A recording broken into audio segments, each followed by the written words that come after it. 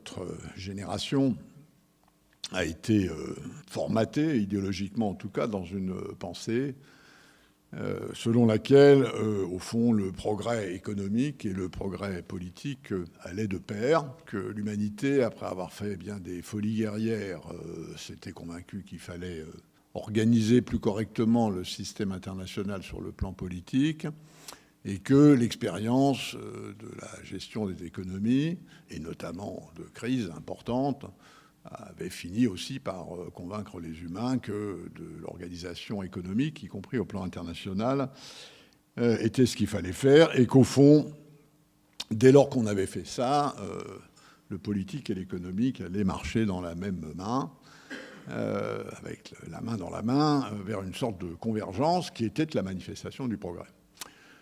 Et encore une fois, pour notre génération, des événements comme la chute du mur ont pu nous convaincre que c'était la bonne manière de voir et que le monde était en voie d'intégration politique et économique sur la base de valeurs qui, en plus, étaient les nôtres, ce qui avait peut-être tendance à orienter notre regard, qui sont les valeurs occidentales. Ça, c'est ce qu'on a pensé pendant longtemps. Force est de constater que si on regarde un certain nombre d'évolutions récentes, on peut douter de la validité de cette thèse, de cette vision.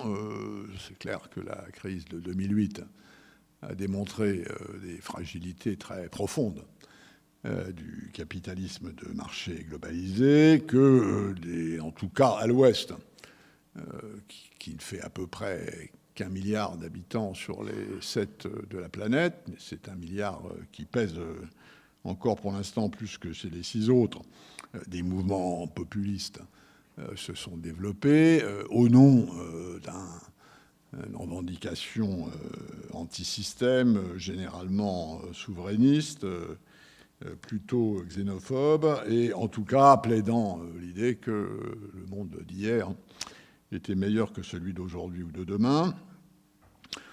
On a des tensions internationales beaucoup plus fortes qu'il y a 20 ou 30 ans. La Corée du Nord, le Moyen-Orient, toujours, si je puis dire. Le fondamentalisme islamiste a pris le contrôle d'un certain nombre de territoires, et même si on a réussi à empêcher Daesh de s'implanter territorialement, il y a d'autres endroits, notamment dans le Sahel, où il progresse. La question écologique est devenue très angoissante pour certaines populations.